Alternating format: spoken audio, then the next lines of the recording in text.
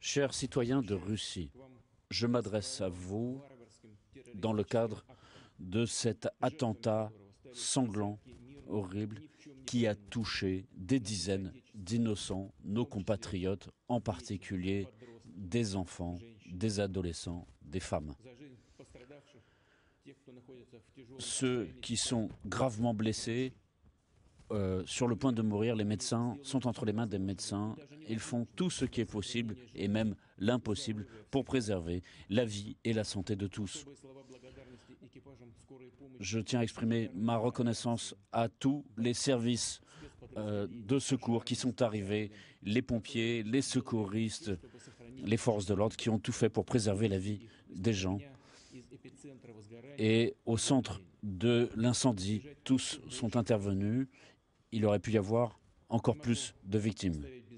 Je ne peux pas laisser sans égard à l'attention de ceux qui sont venus simplement apporter leur aide et qui ont aidé les médecins, les services de sécurité pour apporter une aide aux premières victimes. Toute l'aide nécessaire sera apportée à tous ceux qui en ont besoin, aux familles, à tous ceux qui ont été frappés par le malheur, aux blessés, aux victimes. J'exprime mes condoléances les plus sincères à tous ceux qui ont perdu des proches. Tout le pays est plongé dans la douleur avec vous. Le 24 mars sera officiellement jour de deuil en Russie. À Moscou et dans sa région et dans toutes les régions du pays, des mesures de sécurité antiterroriste ont été mises en place. L'essentiel, c'est que ceux qui sont derrière ce massacre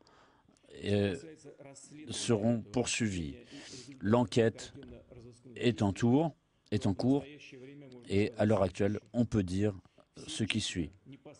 Les 4 exécutants de ce crime qui ont frappé de sang-froid des innocents ont été arrêtés. Ils étaient en mouvement en direction de l'Ukraine et selon les premières données, une fenêtre leur avait été préparée sur la frontière ukrainienne pour se réfugier. Au total, 11 personnes ont été arrêtées. Le FSB, le service de sécurité de Russie, et les autres services de police travaillent à l'identification de toutes les bases et de tous les complices des terroristes, ainsi que leurs voies d'évacuation, les cachettes où sont préservées des armes. Et le comité d'enquête et les services de police et de justice feront tout pour identifier tous les détails du crime.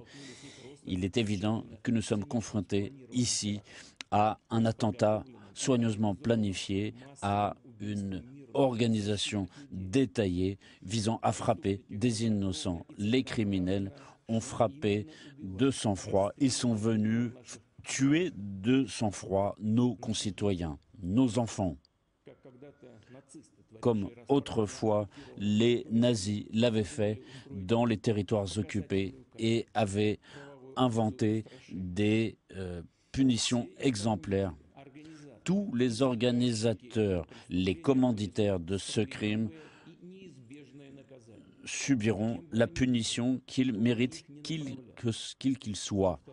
Je le répète, nous établirons et punirons tous ceux qui sont derrière cet attentat, tous ceux qui ont mis en place ce massacre et cette atteinte à notre peuple. Nous savons ce que c'est que la menace terroriste. Nous comptons ici sur la contribution de tous les États qui partagent notre douleur et nous sommes prêts et qui sont prêts en réalité, dans les faits, à lutter avec nous contre le terrorisme et toutes ces manifestations.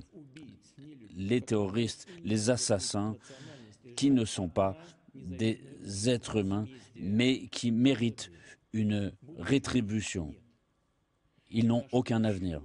Notre devoir à tous, aujourd'hui, à l'égard de nos citoyens, de nos soldats qui se battent sur le front, c'est que nous soyons unis. Et il en sera ainsi.